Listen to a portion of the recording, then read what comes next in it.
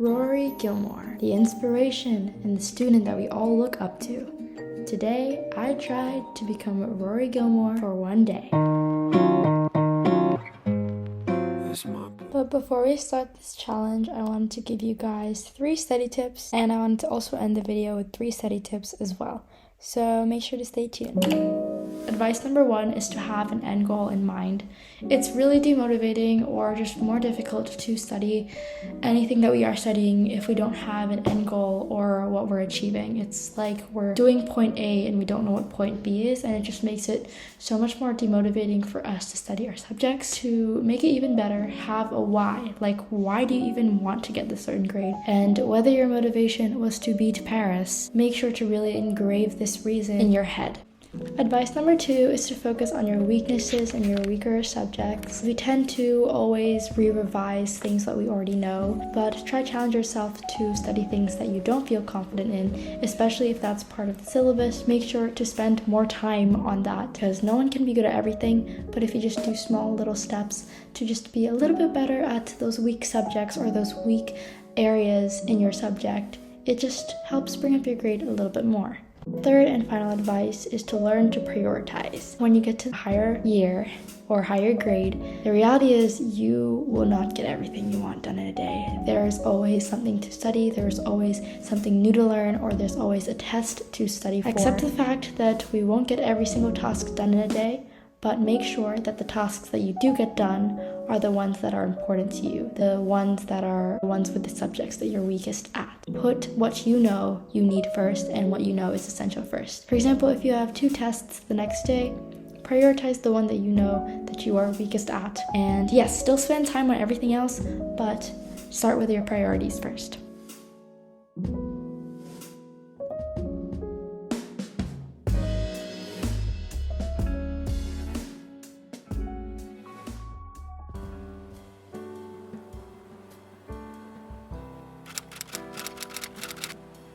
Yes, but I'm going to be wearing shoes. Nobody's going to see my feet.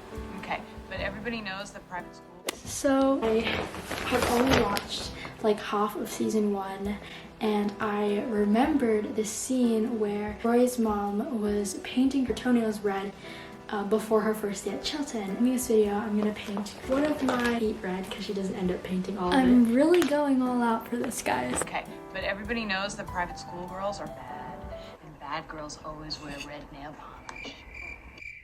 You only finished half my toes. Who cares? You're gonna be wearing shoes anyway!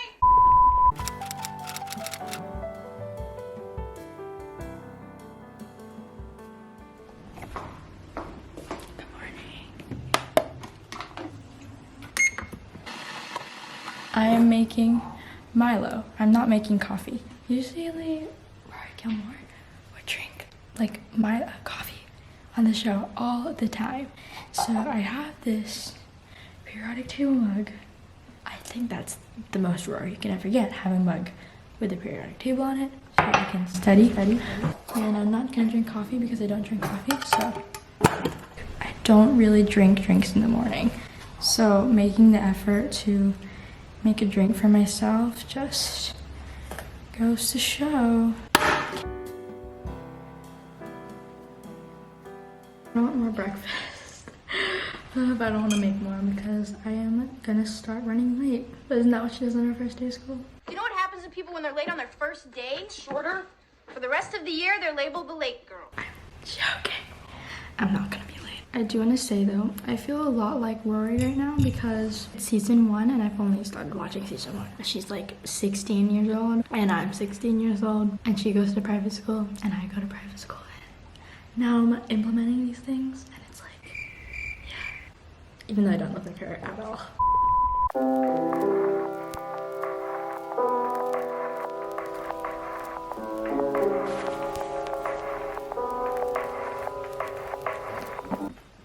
Next step is actually hair. So Rory Gilmore actually has straight hair. She has straight hair on her first day of school, and I would do that, but it's against my school rules to keep her hair out, so we actually have to tie her hair back.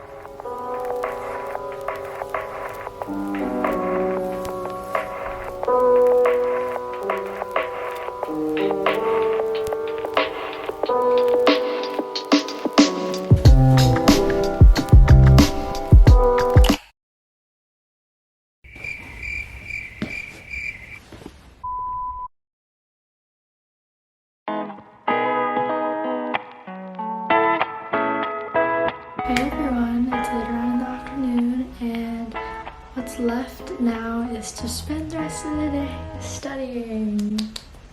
Yay! So I actually have 2 essays to write next week and a physics test.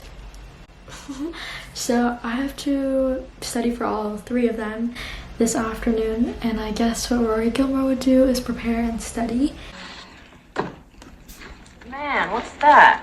My notes. All that, and I see her a lot in her literature class, so I'm gonna start off with literature. Such a fancy name for a subject, but yes, I do have literature.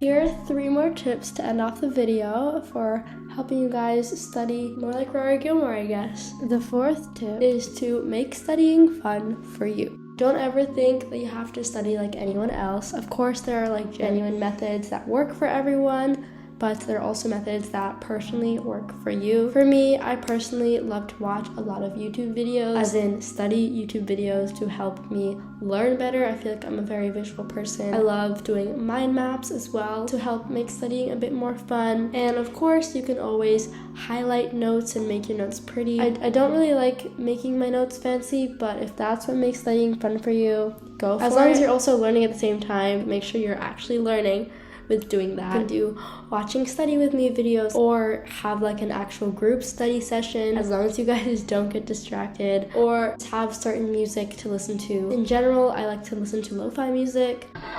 We have classic rock, progressive rock, pretty boy rock, Bon Jovi, Duran Duran, The Wallflowers, Bush. Make sure that when you make studying fun, make sure to segregate fun from a distraction. Like if it's distracting music, then maybe don't listen to it even though it's making you happy, but don't always view studying as a pain, because it isn't always a pain. Find a way to love what you're learning. Tip number 5 is to minimize distractions. This kind of links with above, because you might do things to make studying fun, but if they're distracting you, then maybe you should consider stopping that, like certain music that might distract you. Put your phone away, shut it down, and literally put it in the other room.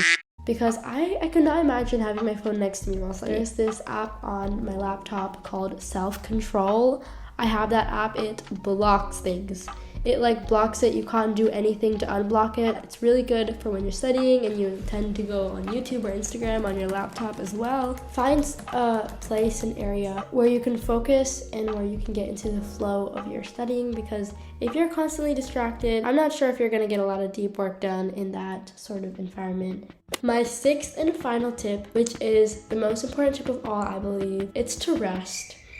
Literally to rest, especially for those students that are in high pressure right now or studying for exams. Literally, please remind yourself to rest, because there are so many students out there, so many of my friends that are pushing themselves to the max and becoming burnt out by studying so much. Take a breather, take a pause between those sessions, and give yourself a chance to just breathe and rest. If your brain is consistently studying and you're not giving yourself time to take a break, and nothing is going to go into that mind of yours. So make sure you're getting enough sleep. Oh my goodness, that's so important, because rest links with sleep, you guys. That is it for today's video. I hope you guys enjoyed it and got something out of it. This is still a work in progress for me. I'm not a perfect person. I am still implementing these tips slowly into my lifestyle as well. Just know that no one's perfect, including me and Rory.